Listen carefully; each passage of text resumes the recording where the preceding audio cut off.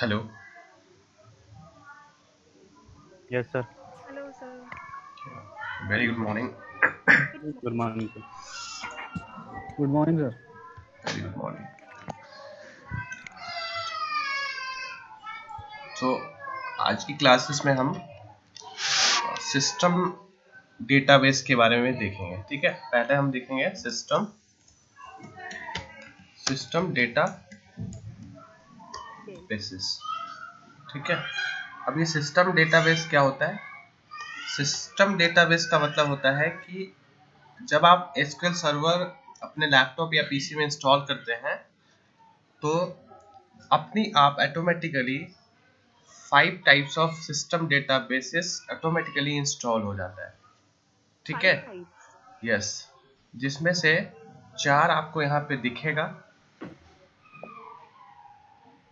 Wait, this one system database. ठीक है, सो ये सिस्टम डेटाबेस ऑटोमेटिकली आप जब अपने लैपटॉप में सॉफ्टवेयर को इंस्टॉल करते हैं एसक्यूएल सर्वर को, तो ये ऑटोमेटिकली इंस्टॉल होता है। यहाँ पे देखिए मास्टर, मॉडल, एमएसडीबी और टेम्पडीबी।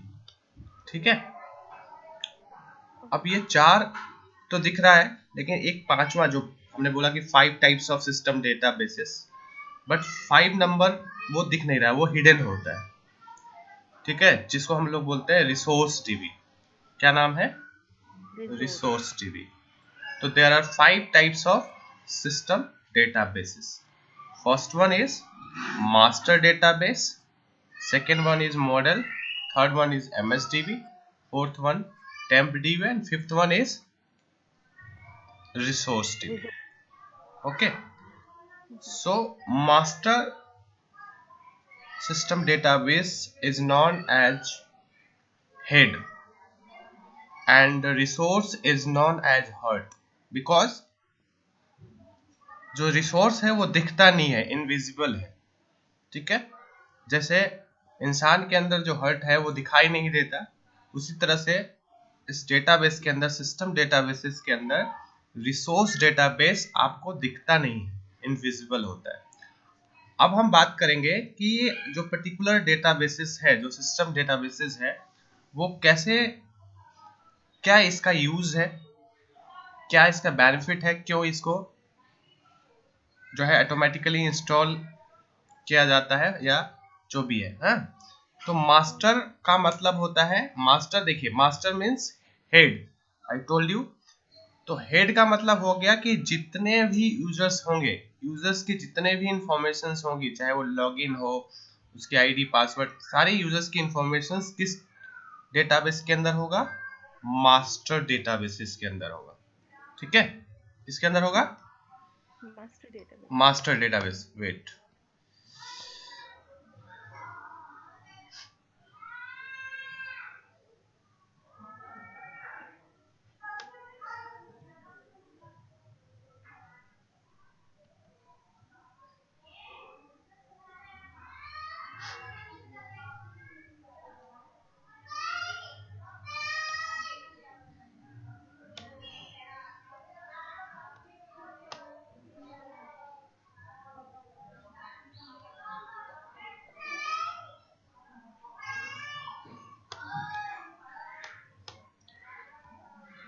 ठीक है, तो Yes. मास्टर डेटाबेस के अंदर होगा, देखिए यहाँ पे use to manage user connections to SQL server and other database. मतलब कि अगर आप डेटाबेस से कनेक्ट होते हैं या सर्वर से जब आप कनेक्ट होते हैं, तो कनेक्ट होने के बाद जो यूजर की इंफॉर्मेशन होगी कि सर्वर से या डेटाबेस से कितने यूजर्स कनेक्ट हैं, उसकी सारी इंफॉर्मेशन कौन कौन कंटेन करेगा? Master, Sir. Master databases. ठीक है, क्लियर है? Okay. तो Yes. मास्टर डेटाबेस को इसलिए हम लोग बोलते हैं हेड। अगर सपोज करिए किसी स्कूल में हेडमास्टर ना हो, तो क्या उस स्कूल को हम प्रॉपर तरीके से रन कर सकते हैं? No. नहीं कर सकते। तो सेम वे हम सिस्टम डेटाबेस में भी मास्टर का role as a school headmaster की तरह होता है, कि वो यूजर्स की सारी इंफॉर्मेशन जो है वो अपने डेटाबेस के अंदर कंटेन करता है।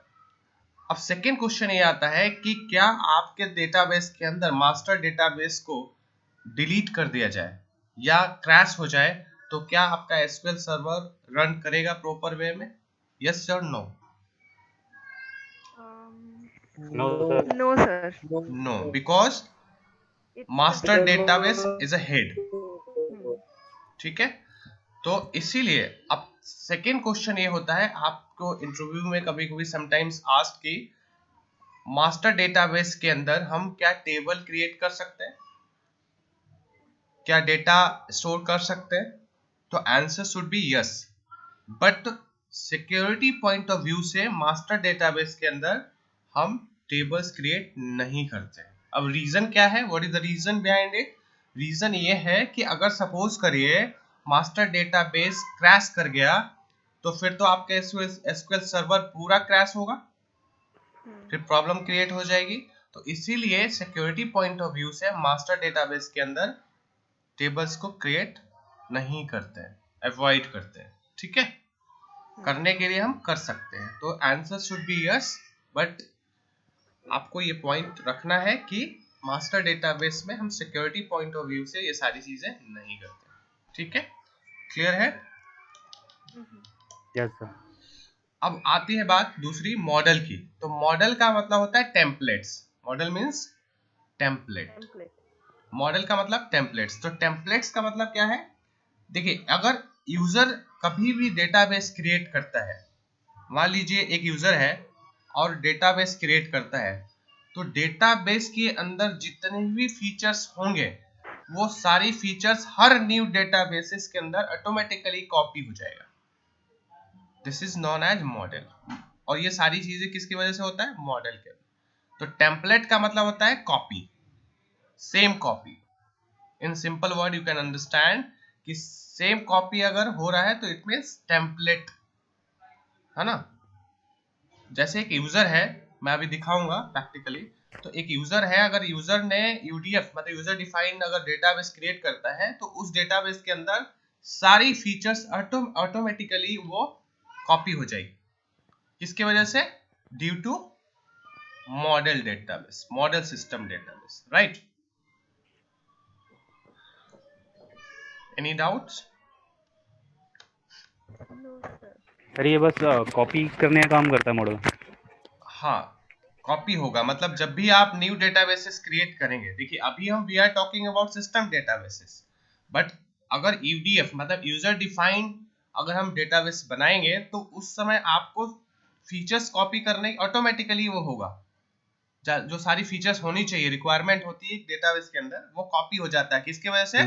मॉडल डेटाबेस के अंदर, मॉडल सिस्टम डेटाबेस की वजह से. अगर ये मॉडल सिस्टम डेटाबेसेस नहीं होगा तो वो कॉपी नहीं होगा. नहीं होता और आपको फिर से वो टेम्पलेट्स बनाने पड़ते हैं, तो कितना डिफिकल्ट होता. तो इसीलिए सिस्टम डेटाबेसेस का रोल जो है इंपॉर्टेंट हो जाता है. अब क्लियर हुआ? यस. ओके. ठीक है. देन आता है एमएसडीबी. एमएसडीबी क्या है? ये this is a part of dBA, administrator part. आप डेवलपर एज ए एनालिटिक्स जो है वो एमएसडीबी यूज नहीं करते. ये डीबीए वाले ज्यादातर मोस्टली इसको यूज करते हैं, प्रेफर करते हैं, क्योंकि ये dBA job alerts, monitoring errors and all, repairing, है ना. डेटाबेस को रिपेयर भी करना पड़ता है, डेटाबेस को हम अलर्ट पे भी रखते हैं, कोई इशू आए तो वो सारी चीजें हम एमएसडीबी वो मैनेज करते हैं. तो एमएसडीबी की वजह से डीबीए वाले जो है वो डेटाबेसेस को मैनेज करते हैं, एडमिनिस्ट्रेट करते हैं. Okay. ठीक है, क्लियर है? Yes, sir. Next one is your temp DB. Temp DB as a name Temporary. Temporary database. Hmm. Okay, so temporary database का मतलब क्या हुआ?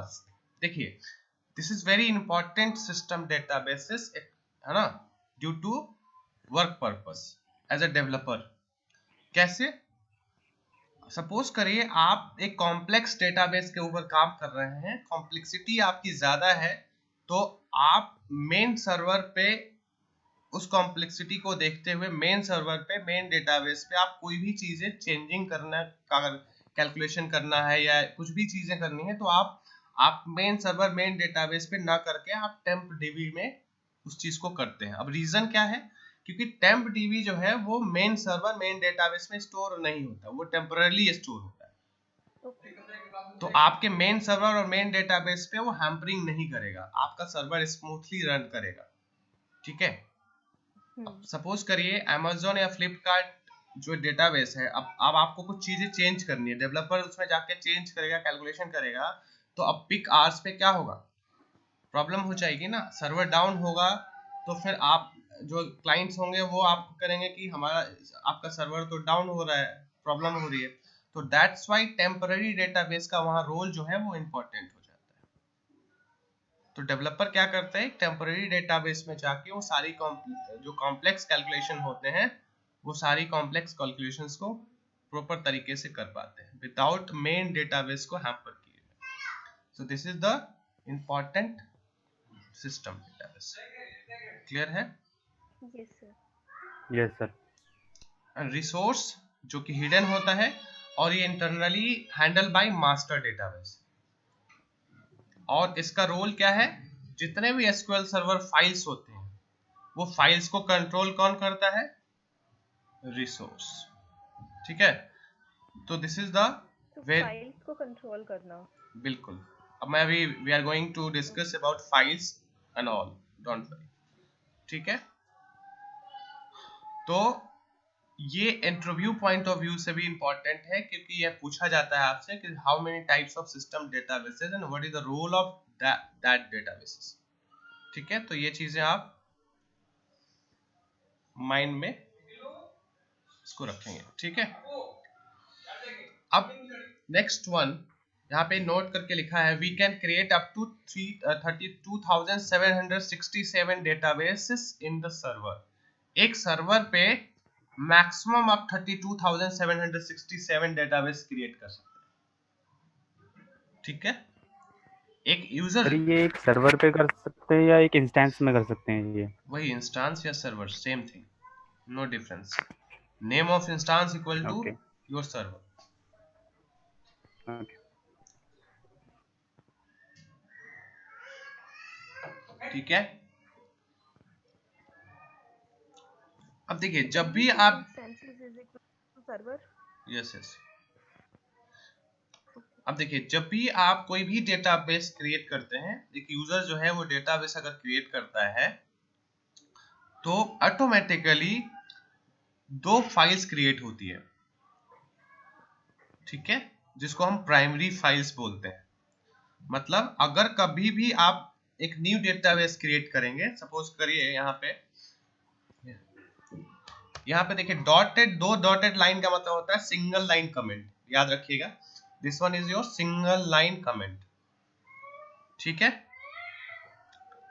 तो ये सिंगल लाइन कमेंट है। अब यहाँ पे करेंगे तो ये देखिए कलर जो होगा वो ग्रीन हो जाएगा, कलर चेंज हो जाएगा। अगर मैं विदाउट सिंगल लाइन कुछ लिखूंगा तो यहाँ पे क्या होगा, ये देखिए कलर डिफरेंस है। तो this one is your commented line, single line comment. ठीक है। और मल्टी लाइन कमेंट कैसे होते हैं, आप ऐसे यूज कर सकते हैं और यहाँ पे ऐसे लिखेंगे तो ये मल्टी लाइन कमेंट्स हो जाते हैं। सर आप कर कहाँ रहे हो, मुझे तो नहीं हो रहा। इसमें डिफरेंस क्या होता है सिंगल लाइन मल्टी लाइन में? हाँ, सिंगल लाइन का मतलब होता है कि एक ही लाइन में आप यूज करेंगे। सपोज करिए मैं यहाँ पे कुछ लिखता हूँ हेलो, यस यस, तो अगर नीचे अगर आप कुछ लिखेंगे तो देखिए कलर चेंज नहीं हो रहा है। ठीक है। ये एरर दे रहा है समथिंग लाइक, ये एरर है देखिए, कुड नॉट फाइंड, है ना। लेकिन अगर आप मल्टी लाइन में यूज करेंगे कमेंट को, तो इसके अंदर जो भी चीजें लिखते जाएंगे वो कमेंटेड होगा। मतलब ये हुआ कि जो इंटरप्रेटर होगा वो इसको रीड नहीं करेगा। ठीक है। सर इस एरिया को बोलते क्या है, जिस एरिया पे आप लिख रहे हैं? ये क्वेरी विंडो है, this one is query window. हाँ कल बताया था आपने। ठीक है। तो क्वेरी विंडो है, यहाँ पे हम सारी क्वेरी को यूज करते हैं, राइट करते हैं, रन करते हैं। So first one is your single. Sir एक I have one चीज more और question. बता दो। हाँ, one by one please. Yes sir, the question is कि हम कहाँ पर ये जो डैश वाली सिंगल लाइन है और कहाँ पर ये मल्टी लाइन जो है क्वेरीज हम यूज करेंगे, what exactly the use, what is the difference?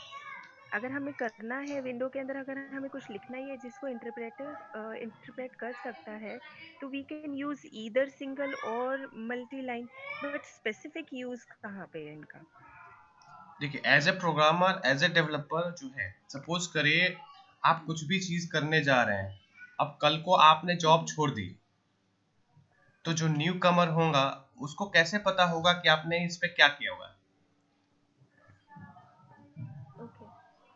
Suppose करिए मैं यहाँ पे अगर लिखता हूँ, यहाँ पे मैं दिखाता हूँ सिंगल लाइन कमेंट्स। हाँ, अगर मैं यहाँ लिखता हूँ क्रिएट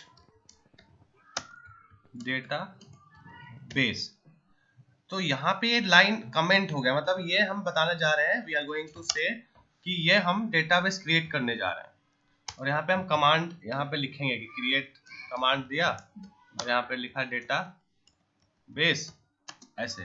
तो ये पता चल रहा है कि हम यहाँ पे डेटाबेस क्रिएट कर रहे हैं। सो ये हेल्पफुल होता है, इसलिए हम कमेंट करते हैं। और मल्टी लाइन कमेंट्स क्या होता है कि जब हमें मल्टीपल लाइंस कमेंट की जरूरत पड़ती है, तो that time we can use it. अगर मुझे सिंगल लाइन कमेंट से काम चल रहा है, तो that time we can use single line, otherwise we can use multi line. No any difference according to your requirement and choice. Okay sir ये query window का बेसिक यूज क्या है? मतलब अभी हम सिर्फ लिखे जा रहे हैं, ये लिख के, या कि खाली नोटबुक है, या फिर इसमें हम कमांड कुछ करेंगे? करेंगे, वेट एंड वॉच प्लीज। ठीक है, तो अभी हम बात कर रहे थे कि हम कभी भी कोई भी डेटाबेस जब हम क्रिएट करते हैं, तो दो फाइल्स क्रिएट होती है, एक होता है प्राइमरी, एक होता है सेकेंडरी। ठीक है, क्या होता है? देखिए, primary primary and secondary. Primary file and second word is secondary file. Secondary.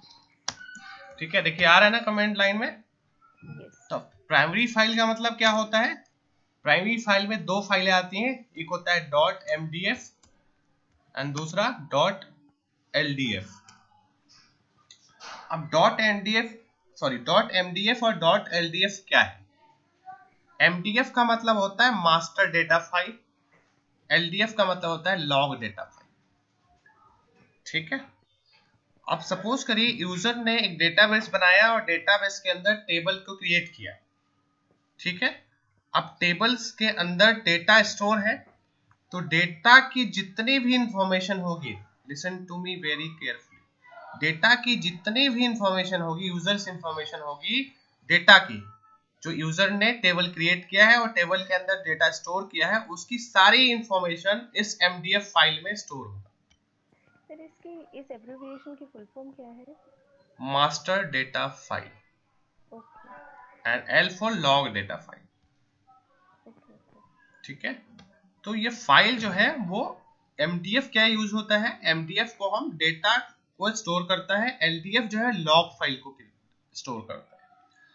अब इसका बेनिफिट क्या है? देखिए, जो मास्टर डेटा फाइल है वो आपके डेटा को स्टोर कर रहा है, मेन डेटा जो यूजर ने क्रिएट करी है, स्टोर करी है। और एलडीएफ का मतलब, सपोज करिए यूजर ने जो टेबल क्रिएट करी है, उस टेबल के अंदर जो डेटा यूज किया है, उस डेटा में कुछ चेंजिंग हो गया। सपोज करिए एक एम्प्लॉय टेबल है और एम्प्लॉय की सारी इंफॉर्मेशन इस एम्प्लॉय टेबल के अंदर है। अब कल को एम्प्लॉय की सैलरी बढ़ गई, तो पहली सैलरी उसकी 45,000 थी, अब आज के डेट में उसकी सैलरी 55,000 हो गई। तो जो 45,000 जो पुरानी वाली होगी और नई वाली, ये चेंज हुआ ना समथिंग। तो जो चेंजिंग होती है वो लॉग फाइल्स में, जो पुरानी जो चीजें होती है, पुरानी डेटा होती है, वो आपके लॉग फाइल में स्टोर हो जाता है। तो दिस वन इज एलडीएफ। ठीक है, चेंजेस किस में होंगे, एमडीएफ में, एलडीएफ में? एमडीएफ। आपके डेटा में चेंज होगा ना, तो मेन डेटा आपका एमडीएफ में है, जो चेंज होने के बाद जाएगा लॉग में। लॉग फाइल क्यों क्रिएट होता है? आपके सिस्टम में भी तो लॉग फाइल होता है, आपके मोबाइल में भी लॉग फाइल, बैक फाइल सारी क्रिएट होती है। क्यों होती है? कल को आपको डेटा रिस्टोर करना होगा तो कहां से करोगे? आप लॉग से ही करोगे ना। हाँ sir. So this is the reason. यहां देखिए, एक बार पढ़िए,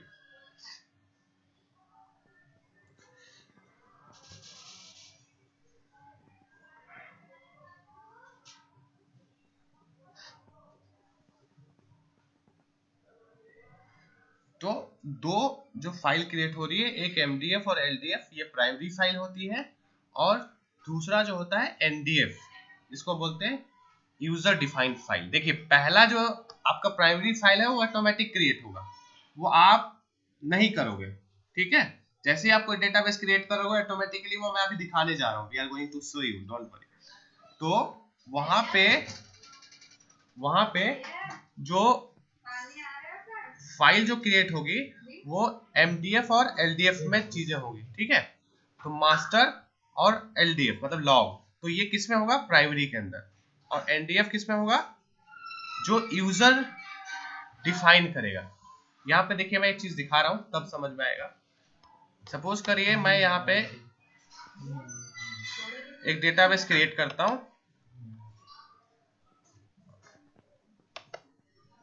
देखिए यहाँ न्यू डेटाबेस आ रहा है। अब देखिए ये जो ऑब्जेक्ट एक्सप्लोरर से जो हम काम कर रहे हैं, आप दो वे में आप काम करते हैं, एक GUI के थ्रू और एक क्वेरी के थ्रू। तो अभी जो हमने किया था यहाँ पे क्वेरी के थ्रू किया था, और यहाँ पे जो हम कर रहे हैं वो GUI के थ्रू।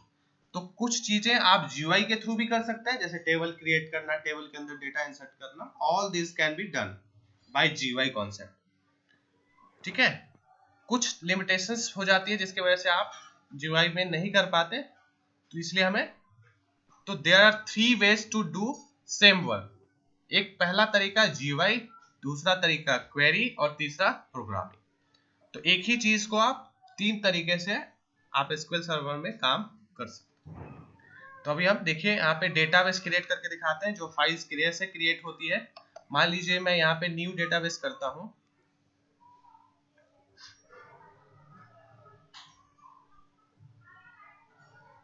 तो यहाँ पे देखिए डेटाबेस का नाम आ रहा है ना, डेटाबेस नेम। मैं दोनों तरीके से आपको दिखाऊंगा, डोंट वरी। तो डेटाबेस नेम यहाँ पे क्या दिया,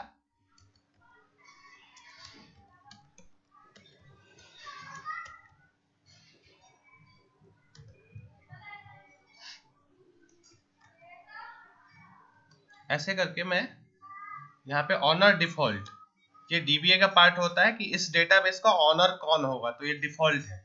यहाँ पे जो DBA वाले क्या करेंगे, यहाँ पे खुद को ऑनर, किसको इस डेटाबेस पे परमिशन देना है, वो वहां पे परमिशन सेट कर देंगे यहाँ पे, ठीक है। तो ये आपको नहीं करना है, वो आपको DBA वाले करके देंगे। अब देखिए यहाँ पे जो चीज हमें समझना है, यहाँ पे देखिए अपने आप ये नाम आ गया, देख रहे हैं, डेटाबेस फाइल्स, जिसमें 2 फाइल बना, एक आपका प्राइमरी और एक लॉग, देख रहे हैं, रो और लॉग। तो रो का मतलब क्या हुआ, डेटा, ठीक है। रो का मतलब क्या हुआ, डेटा, और लॉग का मतलब हो गया जो बैकअप, ठीक है। तो इनिशियल साइज इसकी 8 MB होती है, बाकी इसकी साइज आप बढ़ा सकते हो, बाकी अनलिमिटेड, आप इसमें डेटा अनलिमिटेड हो सकता है, मिनिमम 8 MB तक आप साइज दे सकते हो। बढ़ाने के लिए आप 64 से अनलिमिटेड तक ये साइज बढ़ा सकते हैं, ठीक है। जो रोज वाला डेटा है वो मास्टर डेटाबेस में चला गया और नीचे वो लॉग वाला। बिल्कुल, आई बात समझ में। हाँ सर। तो ये होता है आपका प्राइमरी फाइल्स। और सर इसमें क्या फर्क होता है इस सिस्टम डेटाबेस और यूजर डिफाइंड डेटाबेस में? देखिए सिस्टम डेटाबेस जो है, आपने जब SQL सर्वर इंस्टॉल किया तो ऑटोमेटिकली वो जनरेट हुआ है, क्रिएट हुआ है, आपने नहीं किया है। जब यूजर डेटाबेस क्रिएट करेगा, अभी हम जो डेटाबेस बना रहे हैं वो यूजर बना रहे हैं, ओके। तो this one is your user defined database, but this one is your system databases because it is generated by system। आपके लैपटॉप में क्या होता है, प्रोग्राम फाइल्स होता है, तो सेम लाइक प्रोग्राम फाइल्स, आप प्रोग्राम फाइल्स खुद बनाते हो नहीं ना, नहीं। तो program files just like system databases, और अब बाकी के जो फाइल आप फोल्डर या जो भी चीजें क्रिएट करते हो, that means user defined, same way, ठीक है। ठीक है सर। अब देखिए यहाँ पे सेकेंडरी फाइल जो मैंने बोला NDF, जो कि यूजर क्रिएट करता है, यूजर को जब रिक्वायरमेंट पड़ती है, अब कब जरूरत पड़ेगी आपको NDF की, ये समझना जरूरी है, क्योंकि LDF और MDF तो खुद से जनरेट हो रहा है जब हम डेटाबेस क्रिएट कर रहे हैं, लेकिन NDF की जरूरत कब पड़ेगी, क्योंकि सेकेंडरी का मतलब क्या हुआ, प्राइमरी का मतलब होता है प्रायोरिटी पहले है उसकी, वो करना ही पड़ेगा, आप करो ना करो वो ऑटोमेटिक होगा, क्लियर है। लेकिन सेकेंडरी जो फाइल है वो कब होती है? देखिए, आप कभी कभी क्या होता है, डेटाबेसेस की साइज जो होती है वो बढ़ जाती है। अब डेटाबेस की साइज जब बढ़ेगी तो हम जब भी प्रोजेक्ट पे काम किया जाता है तो प्रोजेक्ट पे काम करने से पहले एक ब्लूप्रिंट बनाई जाती है कि आपके डेटाबेसेस की साइज क्या होगी, समझिएगा, ठीक है? तो डेटाबेसेस की साइज क्या होगी उसके अकॉर्डिंग हम प्लान करते हैं। तो पहले से ही हम एक सेकेंडरी फाइल जो है बना लेते हैं। उसके लिए क्या करते हैं, ऐड ऑप्शन पे जाते हैं। ऐड ऑप्शन पे जो भी अब यहाँ पे फाइल जनरेट करेंगे वो सारा एनडीएफ में जाएगा। तो देखिए यहाँ पे एक चीज मैं दिखाता हूँ, जो पाथ है, देखिए यहाँ पे जो पाथ है वो सी प्रोग्राम फाइल्स में जा रहा है, देख रहे हैं आप? जो एसक्यूएल सर्वर का जो फाइल पाथ है वो ऑटोमेटिकली ये जनरेट हुआ है। तो इस सी का मतलब हुआ कि आपके जो डेटा स्टोर होगा, डेटाबेस के जितने भी डेटा आप जनरेट करेंगे, स्टोर करेंगे, वो आपके रैम में जाके स्टोर होगा। अब रैम हो सकता है कंपनी ने रैम अगर साइज बढ़ गई और फुल हो गया तो कल के केस में क्या करोगे आप? तो इसीलिए फ्यूचर प्लान को देखते हुए हम लोग इस पाथ को ही चेंज करते देते हैं यहाँ से, और हम सी ड्राइव की जगह पे कोई और ड्राइव दे देते हैं, जिससे कि हमारा क्या होता है, साइज डिवाइड हो जाता है, ठीक है? ओके। तो हम रियल टाइम सिनेरियो में जब हम प्रोजेक्ट पे काम करते हैं तो उस डेटाबेस को हम पहले ही डिसाइड कर लिया जाता है कि हमें सेकेंडरी फाइल कौन कौन से चाहिए और वो कैसे जनरेट होता है, ठीक है? तो ये हम बाद में भी बताएंगे, फिलहाल हम ये सिर्फ कॉन्सेप्ट को क्लियर करने के लिए कि हमें रिक्वायरमेंट कब पड़ती है। तो देखिए यहाँ पे ऑटोमेटिकली अब सी ड्राइव आया, लेकिन हम इसको चेंज कर देंगे, तो ये ठीक है। और यहाँ से देखिए फाइल ग्रुप्स, आप प्राइमरी और फाइल ग्रुप, यहाँ फाइल ग्रुप बना दीजिए ऐसे। तो फाइल ग्रुप का मतलब क्या हुआ, नंबर ऑफ फाइल्स, है ना? हम अब जैसे फोल्डर होता है, फोल्डर के अंदर आप क्या करते हो, आप बहुत सारे फाइल बना देते हो, तो फाइल की साइज क्या होती है, डिवाइड हो जाती है ना। हमने एक सॉन्ग फाइल बनाया, सॉन्ग फोल्डर बनाया, सॉन्ग के अंदर हमने different different songs, English song के अलग फोल्डर बना दी, तो उससे क्या होगा, फोल्डर था हमारा, एक फोल्डर तो एक ही है, लेकिन फोल्डर के अंदर फाइल्स क्या हो गया, डिफरेंट हो गए। तो this one is known as file groups. तो हम फाइल ग्रुप्स भी जनरेट करते हैं जिससे कि हमारा फाइल की साइज जो है वो डिवाइड हो जाए, ठीक है? तो ये हम अलग से आपको बताएंगे, इसमें हम फाइल भी आपको शेयर करेंगे, डोंट वरी। बट ये this was the concept related to primary and secondary, that's why I, है ना, told you in this. Sir हम प्राइमरी डेटा का ही क्यों नहीं वो पाथ चेंज कर देते हैं, तो हमें सेकेंडरी डाटा की जरूरत ही नहीं पड़ेगी। नहीं, प्राइमरी की हम नहीं कर सकते सर, वो ऑटोमेटिकली जनरेट होगा, वो करना नहीं है। ऑप्शन तो आ रहा है, ऑप्शन आ रहा है लेकिन नहीं करना है। हम्म, hello,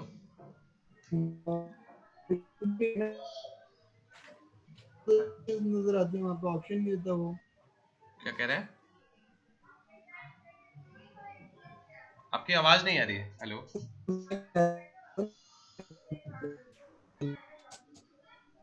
hello, hello, yes, I am not audible to you, please. मैं कह रहा हूँ, हाँ अभी आ रही है सर। हाँ हाँ बोलिए। मैं कह रहा हूँ सर, जो हमारा प्राइमरी डेटा जो ऑटोमेटिक बन के आया था, प्राइमरी और लॉग रॉ लॉग वाला, प्राइमरी और नॉट, तो हम प्राइमरी डेटा को ही अपना उसका पाथ क्यों नहीं चेंज कर सकते, क्योंकि यहाँ तो ऑप्शन दे रहे हैं। हेलो, हाँ मैं सुन रहा हूँ, सुन रहा हूँ।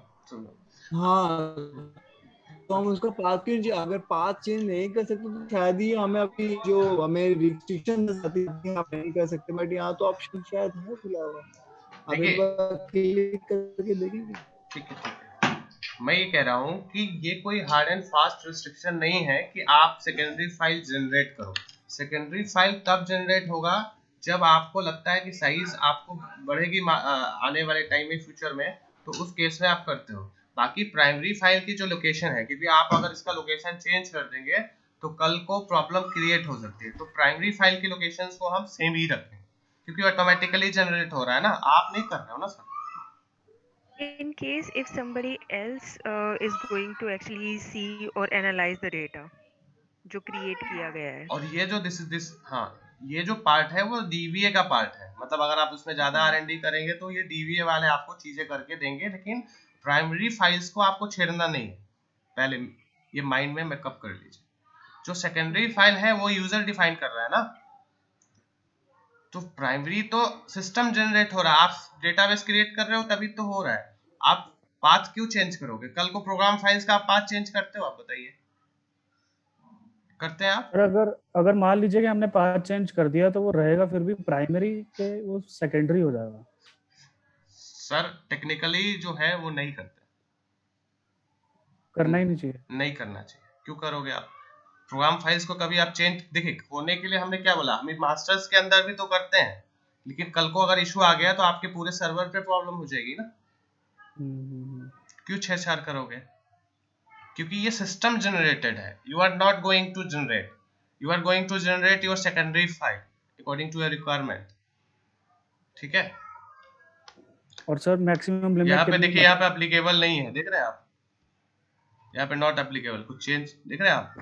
कुछ बट है? ये तो लॉग है ना, लॉग फाइल नहीं है। नहीं, ये जो दो फाइल है ये प्राइमरी जनरेट हो रहा है ना, तो आप इसमें कुछ भी देखिए करने को दे रहा है ये ऑप्शन, देख रहे हैं? लेकिन यहाँ पे नहीं, आप सबसेट्स का ऑप्शन नहीं है ना, तो आप जब नहीं दे रहा है तो फिर इसमें क्यों चेंज करें? कल को आप पाथ चेंज कर देंगे प्रॉब्लम आ जाएगी। तो क्योंकि देखिए प्राइमरी कभी भी आपको ऑप्शन नहीं देगा, देख रहे हैं आप? लेकिन यहाँ पे जो मैंने अभी ऐड किया है वो उसमें ऑप्शन आ रहा है। क्लियर है? बाकी इसको जो है पार्ट है वो डीबीए का है, मतलब ये एडमिनिस्ट्रेटर का पार्ट है, इतना R&D नहीं करना आपको। जो काम करना है, ठीक है, वो सारी चीजें आपको बताई जाएगी, कितनी साइज करना है, क्या करना है, तो वो डोंट वरी अबाउट दिस। ठीक है, ओके। तो यहाँ से आप डेटाबेस को क्रिएट कर सकते हैं। ठीक है, दूसरी चीज ये है कि आप यूजर जो है वो कैसे डेटाबेस को क्रिएट करता है। जैसे सपोज के लिए मुझे यूजर का एक डेटाबेस क्रिएट करना है,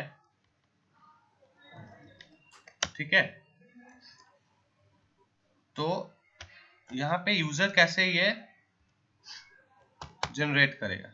ठीक है, तो देखिए यहाँ पे एक चीज याद रखिएगा, अभी हम जितने भी बेसिक जो कमांड्स पढ़े हैं वो कमांड बेस्ड है। अगर कोई भी चीज आपको करना है तो आपको you have to use command. ठीक है, अगर मुझे क्रिएट करना है तो कौन सा कमांड यूज करें? Create command.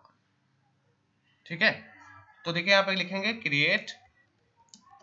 क्रिएट जो है एक प्री डिफाइंड कीवर्ड की तरह होता है, क्रिएट, है ना? तो क्रिएट डेटाबेस, जो चीज क्रिएट करना है उसका नाम, क्रिएट डेटाबेस, फिर डेटाबेस का नाम। ठीक है, जैसे मुझे कोई भी डेटाबेस क्रिएट करना है, सपोज करिए हम यहाँ पे एनालिटिक्स करके ऐसे हम क्रिएट कर रहे हैं। ठीक है, ये एक सिंटेक्स की तरह होता है, याद रखिएगा। अगर मुझे टेबल क्रिएट करना है तो create table, table name. Database create करना है तो क्रिएट डेटाबेस, डेटाबेस नेम। ठीक है, अब इसमें कुछ नेमिंग कन्वेंशन होते हैं। पहले हम नेमिंग कन्वेंशंस को देख लेते हैं कि नेमिंग कन्वेंशन हम कैसे यूज करते हैं।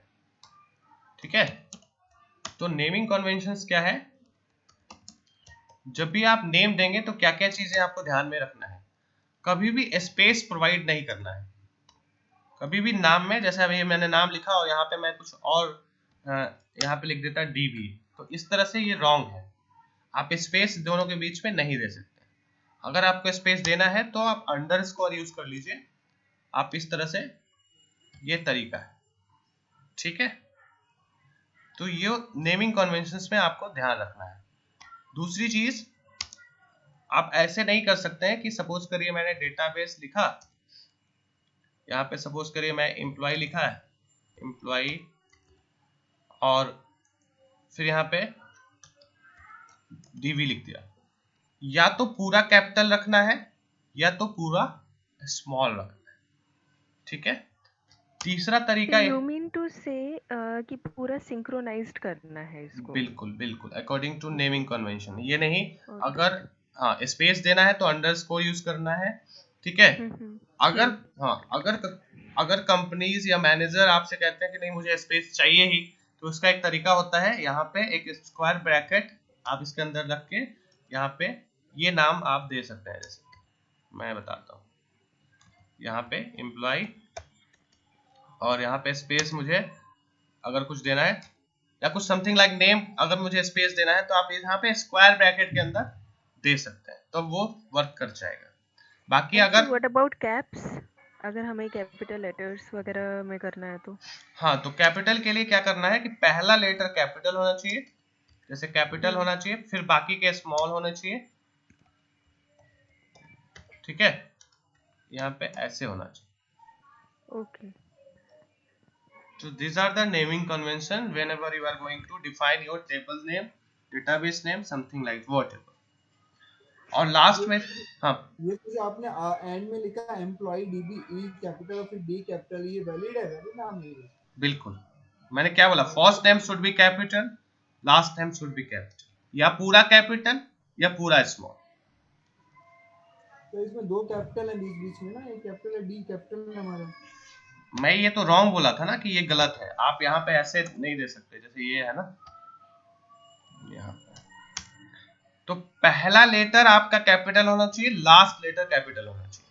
सेकेंड वे क्या है, या तो पूरा कैपिटल जैसे यहाँ पे एम्प्लॉय लिखा है, अब ये लास्ट में मैं सफिक्स क्यों जोड़ रहा हूँ, डीबी का मतलब क्या होगा, कल को आपने कोई ऐसा नाम डिफाइन किया, सामने वाले को क्या पता चलेगा कि वो डेटाबेस है या टेबल है, तो इसलिए हमने यहाँ पे सफिक्स जोड़ दिया डीबी ऐसे। तो डीबी का मतलब क्या होगा, डेटाबेस।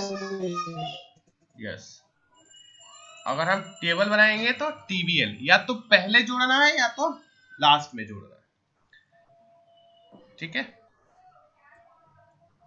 तो दीज आर द, हाँ जी, अभी ये वैलिड नेम है। यस,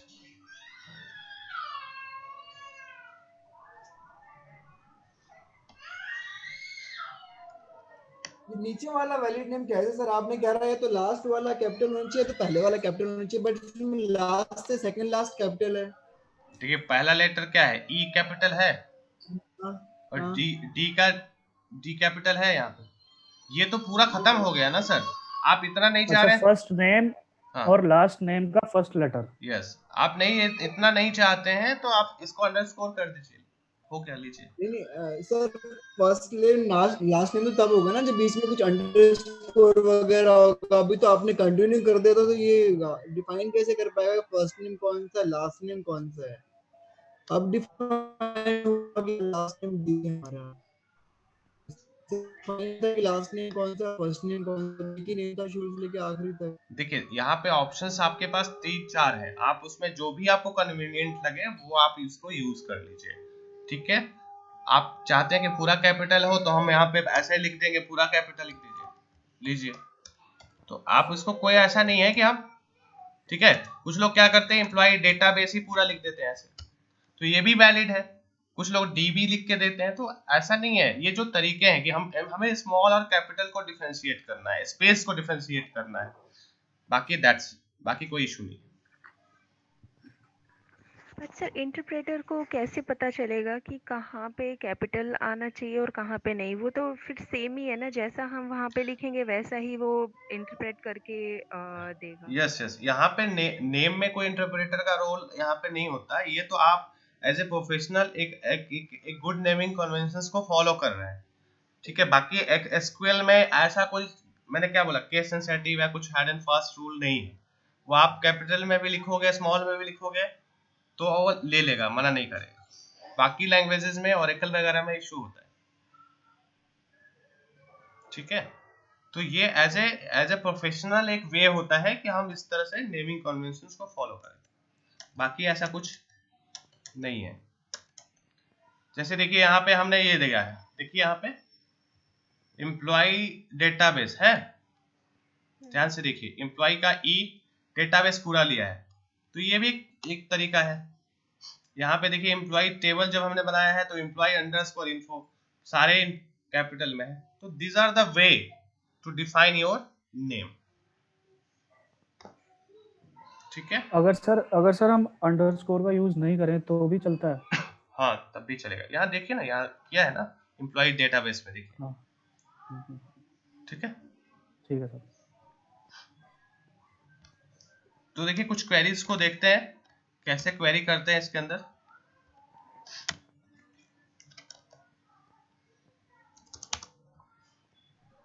तो देखिए यहाँ पे अब how to create new database, ठीक है। तो कैसे करेंगे, कमांड क्रिएट डेटा बेस, ठीक है। और जो भी डेटाबेस का नाम आपको देना है यहाँ पे लिख दीजिए एम्प्लॉय और यहाँ पे डेटा बेस, ये भी ले लेगा। बाकी आप इस नेमिंग कन्वेंशन से करेंगे तो ये भी आपका चलेगा, जो भी ये दिया हुआ है, ठीक है। तो आपको डिफरेंट वे मैंने आपको डिस्कस किया कि आप जो भी आपको सही लगे वो आप यूज कर सकते, ये भी एक तरीका है, ठीक है। पहला लेटर आपका कैपिटल है, लास्ट भी ये देखिए डी आपका कैपिटल, ठीक है। Any doubts? Hello, no sir. ठीक है। एक चीज, हाँ एक चीज यहाँ पे देखिए, ये जो आपको दिख रहा है बॉक्स जो एक्सप्लोरर के ऊपर है, दिख रहा है ना, ये यहाँ पे डेटाबेस को एक्सप्लोर करते हैं। देखिए जितने भी डेटाबेस आप क्रिएट करेंगे सारे डेटाबेस की इंफॉर्मेशन यहाँ पे आएगी, ठीक है। ये देखिए जितने भी सिस्टम डेटाबेस या जो भी डेटाबेस है उसकी सारी इंफॉर्मेशन यहाँ पे आपको दिखेगा, जो भी आप क्रिएट करेंगे। बाय डिफॉल्ट जो डेटाबेस होता है वो मास्टर होता है। कैसे, मैं आपको दिखाता हूँ। वहां पे जैसे न्यू क्वेरी करेंगे, अभी देखिए यहाँ पे मास्टर है।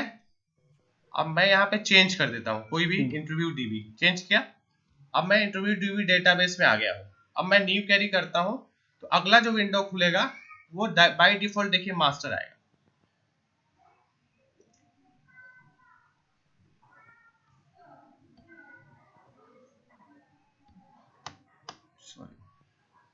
तो बाय डिफॉल्ट जो होता है वो मास्टर डेटाबेस होता है, याद रखिएगा, ठीक है। मास्टर डेटाबेस आपका बाय डिफॉल्ट होता है। तो कभी कभी आपको समटाइम्स इंटरव्यूअर आपसे पूछ लेता है कि बाय डिफॉल्ट डेटाबेस आपके सिस्टम सॉरी एसक्यूएल सर्वर में कौन सा होता है। तो बाय डिफॉल्ट जो है वो आपका कौन सा होगा, मास्टर, ठीक है। आप जब भी आप इसको ओपन करेंगे फर्स्ट टाइम तो देखिएगा आपके सिस्टम इसके डेटाबेस में मास्टर ही आएगा, ठीक है। यहाँ पे हम डेटाबेस को क्रिएट करते हैं। अब देखिए एक्सक्यूज मी सर, प्लीज ये लास्ट 2 मिनट एक बार रिपीट कर देना, मेरा इंटरनेट डिस्कनेक्ट हो गया था। ये मैं ये कह रहा हूँ कि ये जो, हेलो, यस सर। हाँ मैं ये कह रहा हूँ कि बाय डिफॉल्ट जो है मास्टर डेटाबेस अपने आप सेलेक्ट होता है। जब भी आप फर्स्ट टाइम ओपन करेंगे एसएसएमएस को, डेटाबेस को कनेक्ट करेंगे, सर्वर को कनेक्ट करेंगे, तो फर्स्ट टाइम आपका मास्टर डेटाबेस होगा ये। ओके, यहाँ पे जो मास्टर आता है, जो जो आपका सिस्टम डेटाबेस होता है वो आता है, ये वाला है, ठीक है, बाय डिफॉल्ट। अब हम क्या कर रहे हैं, अब यूजर जो है एक डेटाबेस क्रिएट कर रहा है, क्रिएट डेटाबेस नेम। इसके एग्जीक्यूट करने के कई तरीके हैं। पहला तरीका है, इसको राइट क्लिक कर दीजिए और यहाँ पे देखिए एग्जीक्यूट का ऑप्शन आ रहा होगा, कहीं पे आ रहा है, ठीक है।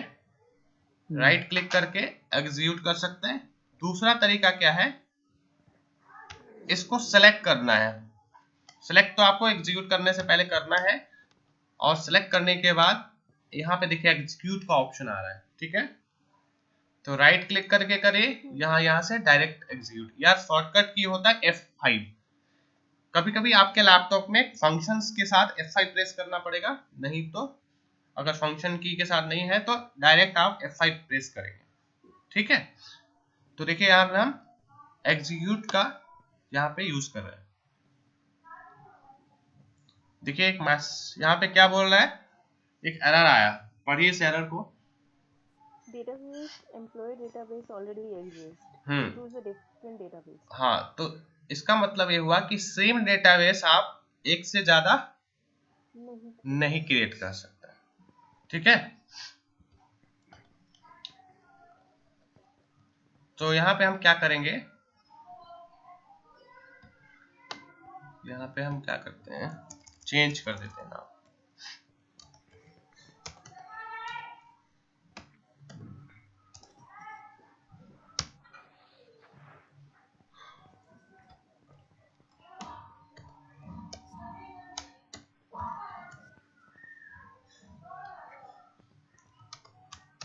इस तरह से देखिए हमने एक डेटाबेस का नाम चेंज कर दिया और फिर हम F5 से इस बार कर रहे हैं। तो देखिए क्या मैसेज आया,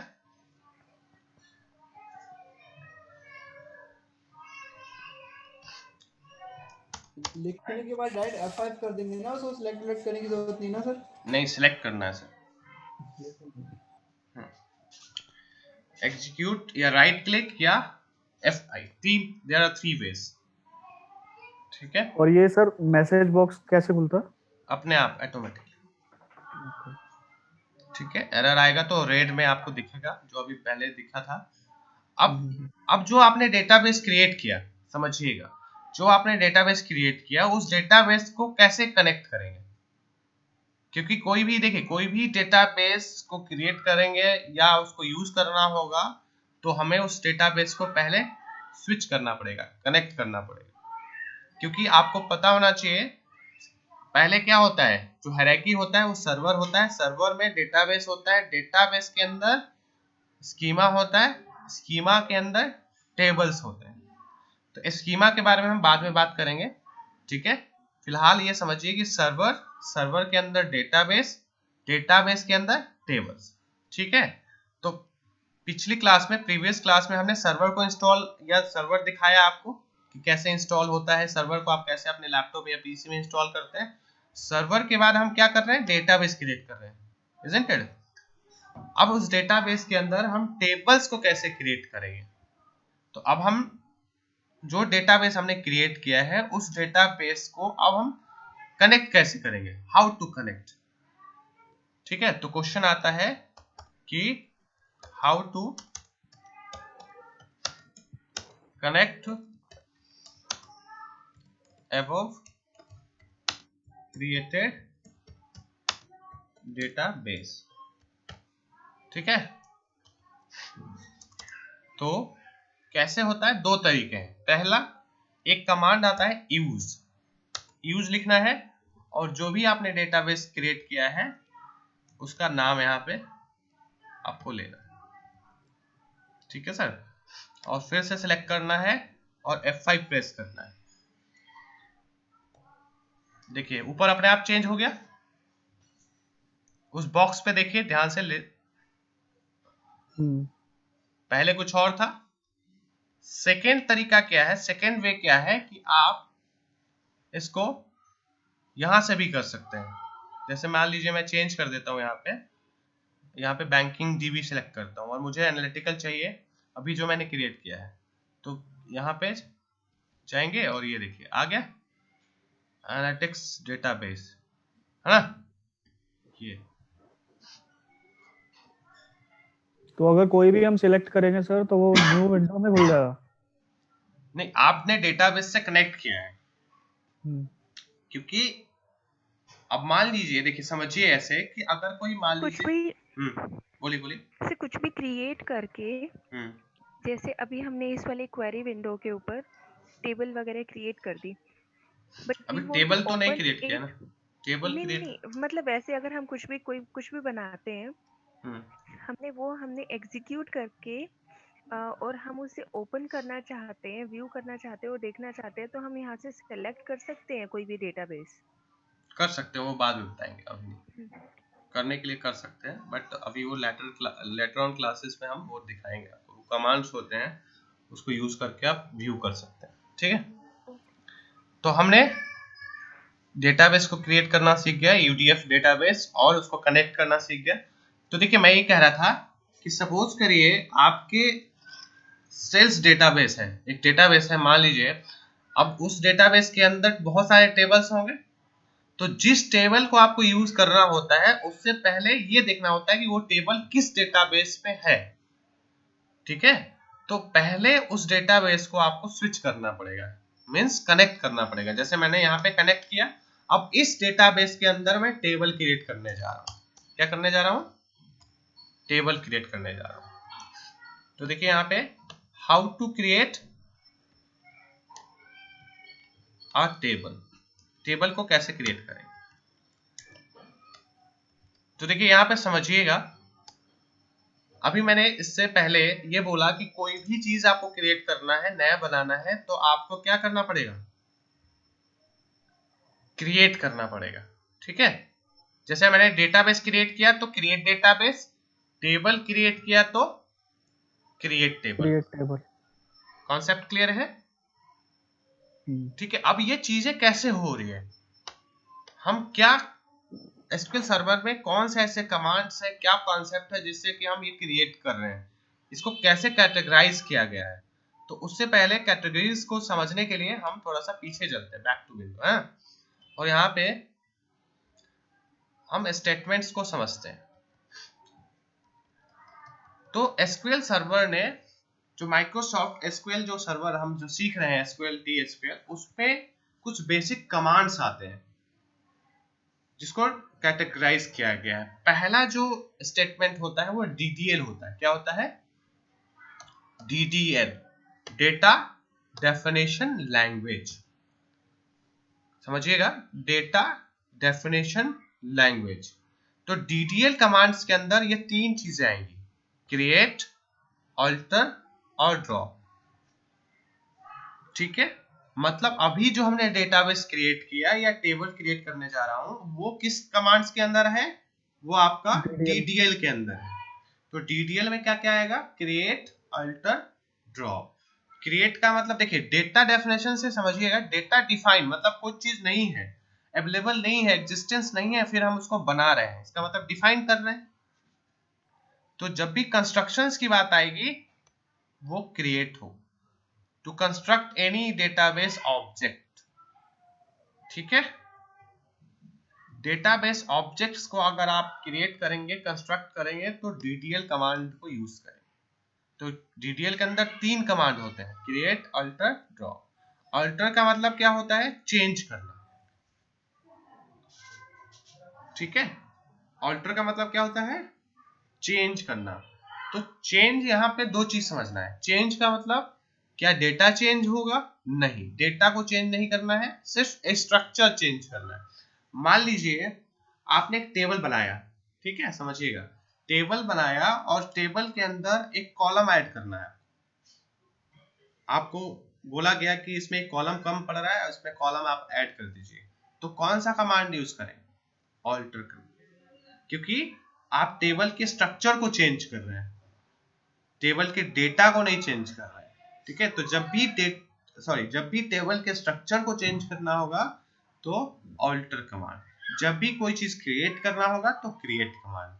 और नेक्स्ट जो होता है वो ड्रॉप। ड्रॉप का मतलब होता है कि आप पूरी चीजों को खत्म करना चाहते हैं, ना स्ट्रक्चर रखना चाहते हैं, ना ही उसका डेटा रखना चाहते हैं। ठीक है, तो this is known as DDL command, data definition language. Next one is your DML, data manipulation language. देखिए, पहले हमने इसको बनाया, बनाने के बाद हमने कंस्ट्रक्शन किया, कंस्ट्रक्शन करने के बाद हमें उस चीज में मैनिपुलेशन करना है। मैनिपुलेशन का मतलब एग्जिस्टेंस, चीजों को जो पहले से एग्जिस्ट कर रहा है उसके अंदर कुछ चेंज करना है। मान लीजिए टेबल हमारा बना हुआ है, अब टेबल में हम डेटा इंसर्ट करना चाहते हैं, तो फिर हम डीएमएल कमांड यूज करेंगे, इंसर्ट कमांड यूज करेंगे। ठीक है, सर प्री एग्जिस्टिंग के अंदर मॉडिफिकेशन करने के लिए या फिर कोई भी चीज बिल्कुल अपडेट करने के लिए बिल्कुल जो हमारे पास ऑलरेडी है। बिल्कुल। सपोज करिए आपने एक बिल्डिंग कंस्ट्रक्ट किया, बिल्डिंग बनाया, बिल्डिंग के अंदर पहले तो बिल्डिंग बनेगी, फिर बिल्डिंग के अंदर जो भी चीजें आपको करना है वो करना है। तो हमने पहले टेबल बनाया, टेबल के अंदर हमें डेटा डालना है, तो फिर हम डीएमएल कमांड यूज करेंगे। बनाने के लिए हम डीडीएल, कंस्ट्रक्शन। ठीक है, ऐसे समझना है। तो इंसर्ट डेटा या store data into a table. Update का मतलब यहाँ पे क्या हुआ? देखिए, सपोज करिए अभी मैंने कुछ देर पहले एक एग्जांपल दिया था कि सपोज करिए किसी एम्प्लॉय की सैलरी 45,000 है और उसकी 55,000 हो गया, तो क्या उसके डेटा में चेंज होगा या स्ट्रक्चर में चेंज होगा? क्या सर? डेटा में सर। बिल्कुल। तो डेटा में चेंज होगा। अगर किसी डेटा में अगर आपको चेंजिंग करनी है तो आप कौन सा कमांड यूज करोगे? अपडेट। DML। ठीक है, अपडेट कमांड। आप मान लीजिए आपकी किसी की सिटी लोकेशन चेंज हो गई, आपने एड्रेस दिया, आप मान लीजिए अभी किस लोकेशन पे रहते हैं, उस लोकेशन को आपने, कंपनी ने आपको एड्रेस मांगा, आपने एड्रेस दे दी, कल को एड्रेस चेंज हो जाएगा आपका, आपने लोकेशन चेंज कर दिया, तो फिर उस अपडेट अब टेबल के अंदर कैसे आप चेंज करोगे, आप अपडेट करोगे ना कि एम्प्लॉय की लोकेशन चेंज हो गई, है ना। हाँ सर। तो फिर कौन से कमांड से, आप एक डेवलपर हो, आप उसको मेंटेन कर रहे हो डेटाबेस को, टेबल को, तो आप कौन सा कमांड चलाओगे, आप अपडेट कमांड चलाओगे, ठीक है। तो ये कमांड्स आपको ध्यान में रखना है, ये डेली वाइज जो है आपको यूज करना पड़ता है, डेली बेसिस पे आपको ये यूज करना होगा, ये रिपोर्टिंग का पार्ट होता है।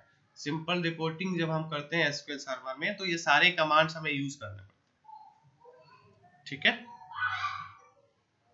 Okay sir. उसके बाद आता है delete.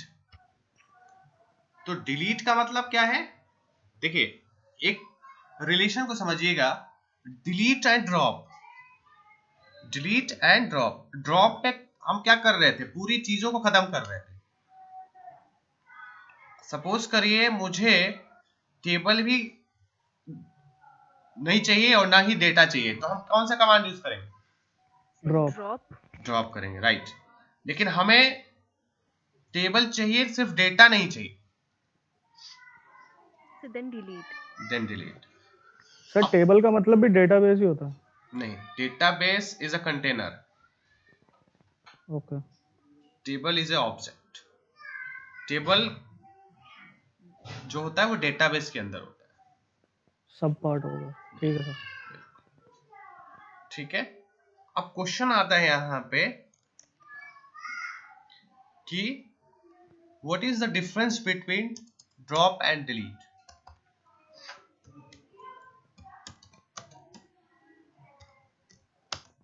Drop and delete, this is your interview question, basic interview question. तो साथ साथ हम इंटरव्यूज के भी बारे में आपको चीजें डिस्कस कर रहे हैं जो आपसे पूछा जाएगा। तो ये क्या होगा, difference between drop and delete, क्या है डेटा डिफरेंस। और टेबल डिलीट करने के लिए हमें ड्रॉप का यूज करना पड़ेगा और सिर्फ टेबल डिलीट करने के लिए डिलीट का यूज करना पड़ेगा। बिल्कुल, अगर हमें कुछ भी नहीं चाहिए, अगर हमें स्ट्रक्चर भी नहीं चाहिए और अगर हमें डेटा भी नहीं चाहिए, then we are going to drop. वो परमानेंटली मींस पूरे उसको ड्रॉप कर देगा, डिलीट कर देगा फ्रॉम द डेटाबेस। डिलीट हम तब यूज करेंगे अगर हमें उसी टेबल के अंदर, स्ट्रक्चर के अंदर हमें कुछ और डेटा फिल करना है तो। ठीक है। देखिए जो मेन डिफरेंस होता है वो आप लोगों ने इसको नहीं डिस्कस किया। मेन डिफरेंस जो होता है ये होता है कि ड्रॉप जो है वो लॉग फाइल को मेंटेन नहीं करता है, लेकिन डिलीट जो है वो लॉग फाइल को, जो हमने लॉग फाइल अभी डिस्कस किया था, उसको वो मेंटेन करता है। इसीलिए ज्यादातर जो प्रेफरेंस दिया जाता है वो डिलीट को दिया जाता है, कि कल को अगर डेटा गलती से डिलीट हो गई तो आप उसको, जो डीबीए वाले होंगे, आपके डेटा को बैकअप ले सकते हैं, क्योंकि डिलीट कमांड में log files backup file create होता है, ठीक है। लेकिन ड्रॉप पे लॉग फाइल मेंटेन नहीं होता। सर अगर हमने लॉग फाइल देखनी हो तो वो कहाँ से देख सकते हैं? आपको जरूरत नहीं है सर।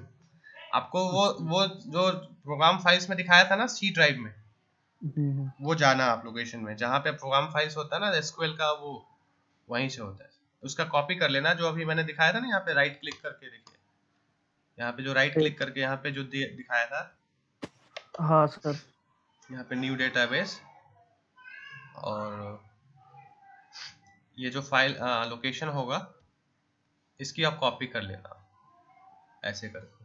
डायरेक्ट तो नहीं होगा, या कर सकते हैं यहाँ से, सिंपल आप ऐसे कर लेना, हाँ? और जाके इसको पेस्ट कर देना, पेस्ट करके उसके लोकेशन पे चले जाना, हाँ? Okay sir. बाकी ऐसे देखिए, C program files, Microsoft SQL server, MS SQL 14 server, आगे ये डेटा पूरा लोकेशन, ठीक है। तो यहाँ से आप देख सकते हैं, ठीक है। ठीक है सर। तो मेन जो डिफरेंस था वो क्या था, लॉग फाइल और नॉन लॉग फाइल। मतलब ड्रॉप जो है वो लॉग फाइल को मेंटेन नहीं करता, लेकिन जो डिलीट है वो लॉग फाइल को मेंटेन करता है। ड्रॉप जो होता है वो फास्ट होता है, डिलीट जो होता है वो स्लो होता है। क्यों होता है? क्योंकि डिलीट जो है रो बाय रो डेटा को डिलीट करता है, एक रो करेगा फिर दूसरा रो करेगा तीसरा, ऐसे करके, तो वो स्लो प्रोसेस होता है। So this are the difference you have to keep in your mind. ठीक है? Yes sir. Okay sir.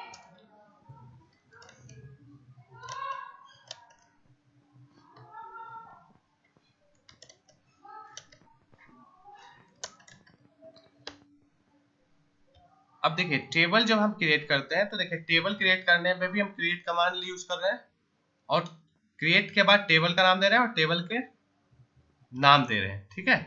अब ये क्या है? ये जो आपको आ रहा है ये कॉलम नेम है। यहाँ पे ध्यान से देखिए इसको, ये सारे कॉलम नेम है। अब एक्सेल की फाइल में देखिए, मैं एक्सेल दिखाना चाहूंगा तब थोड़ा सा रिलेट होगा कि कैसे ये डेटा आप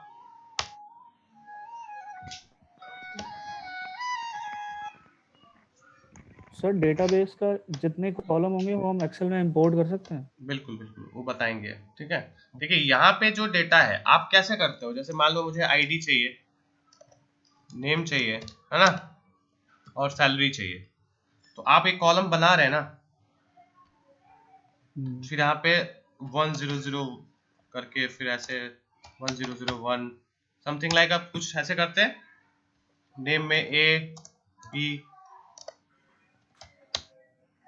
ऐसे कुछ डेटा फीड करते हैं। तो सेम वे में हम एसक्यूएल के अंदर हमें कॉलम क्रिएट करना पड़ता है। वो कॉलम आपको ब्लूप्रिंट में मिलेगा कि आपको कौन कौन से इस डेटाबेस के अंदर कौन से टेबल चाहिए, टेबल का क्या साइज होगा, क्या डेटाबेस का साइज होगा, कौन कौन से कॉलम आपको यूज करने हैं, ये सारी चीजें आपको वहां पे बताई जाएगी। तो ये जो दिख रहा है कलरफुल, ये जो हमने सेलेक्ट किया है वो आपके कॉलम का नाम है। ठीक है? अब कॉलम के बाद आप यहाँ पे देख रहे होंगे इंट लिखा है, कैर लिखा है, वैरकर लिखा है, ये सारे क्या है? देखिए बैक टू एक्सेल स्क्रीन, जब आप एक्सेल के अंदर डेटा को फीड करते हैं, उसके कॉलम को नाम देते हैं, तो यहाँ पे ये बताने की जरूरत नहीं होती, नो नीड टू से कि ये कौन सा डेटा को स्टोर करेगा, आपको खुद समझना पड़ता है। जैसे आईडी क्या है? आईडी जाहिर सी बात है न्यूमेरिक वैल्यू है, नेम आपका कैरेक्टर है, सैलरी आपका न्यूमेरिक। ठीक है? सैलरी आपका क्या है? न्यूमेरिक है। लेकिन इसी तरह से सेम वे में एसक्यूएल के अंदर आपको बताना पड़ता है कि जो कॉलम है वो कॉलम कौन से डेटा टाइप में आप ले रहे हो। तो data types is important, will send you the file related to data types, will have to go through, है ना। तो ये डेटा टाइप्स आपको ये बताना पड़ेगा। इसकी साइज होती है, साइज को हमें कंसीडर करना पड़ता है कि कितनी साइज होगी, क्या होगी, ये सारी चीजें आपको देखना है। ठीक है? अब यहाँ पे देखिए इंटीजर में अगर आप इंटीजर देंगे तो ये इंटीजर वैल्यू ही कंसीडर करेगा और इसकी साइज होती है। ठीक है? अगर कोई भी आपको इंटीजर वैल्यू स्टोर करना है किसी कॉलम में तो उसकी साइज फिक्स्ड होती है कि इतने साइज तक ही, इतने न्यूमेरिक वैल्यू तक ही वो डेटा स्टोर करेगा, उससे ज्यादा आप देंगे तो नहीं करेगा। इसलिए डेटा टाइप्स जो होता है किसी भी टेबल डेफिनेशन में, टेबल क्रिएट करने में इंपॉर्टेंट रोल प्ले करता है। तो हमें डेटा टाइप्स का नॉलेज अच्छा होना चाहिए, ताकि देखिए रीजन क्या है, क्योंकि कल को आप डेटाबेस क्रिएट करेंगे, टेबल क्रिएट करेंगे और आपने डेटा टाइप्स गलत तरीके से कर दिया तो लेगा, लेकिन साइज आपकी क्या होगी, आपकी मेमोरी फुल होती जाएगी ना। तो रैम की जो मेमोरी होगी फुल होते जाएगी, सर्वर पे लोड पड़ेगा। तो इसीलिए डेटा टाइप्स का हमें अच्छे से नॉलेज होना चाहिए। अब जैसे यहाँ पे ध्यान दीजिए, इससे क्लियर होगा। यहाँ पे एक दिया है कैर और यहाँ पे दिया है वैर कैर। ठीक है? यहाँ क्या दिया है? कैर दिया है और यहाँ पे वैर कैर दिया है। तो कैर में देखिए 30 लिखा है, वैर कैर में 40 लिखा है। अब क्या डिफरेंस है? देखिए कैर और वैर कैर जो है दोनों कैरेक्टर को ही स्टोर करेगा, समझिएगा। कैर और वैर कैर दोनों जो है वह कैरेक्टर को ही स्टोर करेगा, अगर कोई भी कैरेक्टर वैल्यू आप स्टोर, देखिए एम्प्लॉय नेम जाहिर सी बात है character, Vincent, what is the difference in char and varchar? I tell you please. तो कैर जो होता है वो स्टैटिक होता है, कैर जो होता है वो क्या होता है, Static. स्टैटिक होता है। ठीक है, स्टैटिक का मतलब ये हुआ कि सपोज करिए आपने यहाँ पे एम्प्लॉय नेम 30 दे दिया, मतलब ये 30 कैरेक्टर तक ही नाम लेगा। 31 कैरेक्टर का कोई भी अगर नाम आप देते हैं तो ये एरर आ जाएगा। ठीक है, अप टू 30 या 30 only? Up to 30, okay. Up to 30। ठीक है, 31 जैसे ही होगा वो एरर दे देगा कि ओवरफ्लो हो रहा है। अब स्टैटिक कैसे हुआ, स्टैटिक कैसे हुआ, देखिए क्या रीजन है। मान लीजिए आपने यहाँ पे 30 साइज दिया और एम्प्लॉय का नाम, जैसे मान लीजिए मेरा नाम अरुण है। अब अरुण में कितने कैरेक्टर है, 4, 4। तो बाकी के 26 कैरेक्टर क्या होगा, बेकार चला जाएगा। हाँ। तो मेमोरी, तो अब ये रीजन क्या होता है, कैर जो होता है ना, कैर जो होता है वो चेंज नहीं होता है। इसलिए मैंने बोला कि कैर जो होता है वो स्टैटिक होता है। मतलब अगर आपने एक बार डिफाइन कर दिया तो वो पूरा स्पेस ले लेगा, 30 का 30 स्पेस ले लेगा। आप चाहे वो 4 कैरेक्टर का दो डेटा या 6 कैरेक्टर का दो, बाकी के स्पेस जो वो बर्बाद चला जाता है, मतलब वो उसका समझिए वो वाइड है। इसीलिए हम डेटा टाइप्स को हमेशा कंसीडर करते हैं, कितना साइज क्या होना चाहिए। ठीक है, क्लियर है। Yes.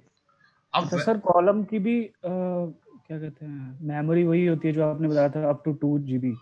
बिल्कुल बिल्कुल, तभी तो हम इन सारी चीजों को देख रहे हैं। क्योंकि देखिए एक डेटाबेस डेवलपर अच्छा वो होता है जो आपके मेमोरी, आपके सर्वर, आपके डेटाबेस को अच्छे से चलाए। ठीक है, आपने डेटाबेस, आप टेबल कहीं से भी क्रिएट कर दोगे, लेकिन आपको ये पता होना चाहिए ना कि आपने कितने साइज लेनी है किसी भी वैल्यू के लिए, कैरेक्टर। ठीक है, अब दूसरी बात आती है वैर क्या। वैर का मतलब होता है डायनेमिक वेरिएबल। वेरिएबल का मतलब यह हुआ कि सपोज करिए हमने यहाँ पे 40 कैरेक्टर दिया है। अब 40 कैरेक्टर में कंट्री का नाम इंडिया, तो इंडिया में कितने कैरेक्टर है, 5। 5। Yes, sir. तो 35 कैरेक्टर क्या होगा, 35 कैरेक्टर अपने आप रिलीज हो जाएगा। तो ये रन टाइम पे अपने आप को डिसाइड करता है कि हमें कितना स्पेस बोला गया, हम उसी के अकॉर्डिंग स्पेस को ऑक्यूपाई करेंगे, बाकी स्पेस रिलीज कर देंगे। तो सर वैर कैर में तो हमें स्पेसिफाई करने की भी जरूरत नहीं है। फिर लेट्स से आपने जैसे 40 लिखा हुआ, ठीक है, अगर आप मान लो कि आप 10 लिख दो, ठीक है, और 5 ऑक्यूपाइड हो गया तो 5 तो वैसे ही चला जाएगा।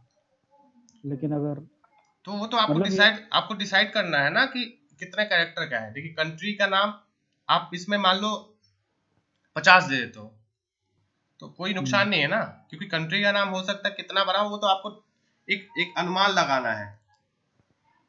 ठीक है। हाँ सर। तो इसलिए वैरचर, और एक होता है एन वैरचर। अगला क्या होता है, एन वैरचर होता है। Varchar. Okay. अब एन वैरचर और वैरचर में और कैर में क्या डिफरेंस है। एन वैरचर का मतलब होता है मल्टी लैंग्वेज सपोर्ट।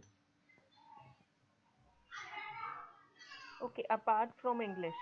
यस, मतलब आप किसी भी लैंग्वेज में दोगे तो ये सपोर्ट करेगा, चाहे वो आप बाकी के जो थे कैरेक्टर कैर, वो कैर जिसमें एन लग गया, याद रखिएगा जिसमें एन लग गया इसका मतलब वो मल्टी लैंग्वेज सपोर्ट है। इसलिए एमएनसी कंपनी में हमेशा एन वैरचर को प्रेफर किया जाता है, क्योंकि एन वैरचर वो वैरचर को भी लेगा और सॉरी इंग्लिश लैंग्वेज को भी सपोर्ट करेगा, अपार्ट फ्रॉम इंग्लिश लैंग्वेज को भी सपोर्ट करेगा, जितने भी लैंग्वेज है। ठीक है, ओके सर। ये चीज है। ठीक है, Yes, sir. तो आज के लिए इतना ही रखते हैं। ठीक है, Okay, sir. Okay, thank you. Sir, you are going to share the sheet, right? Yes yes, Okay. Okay, thank you, have a good day. Thank you so You much. too, sir. Have a great day.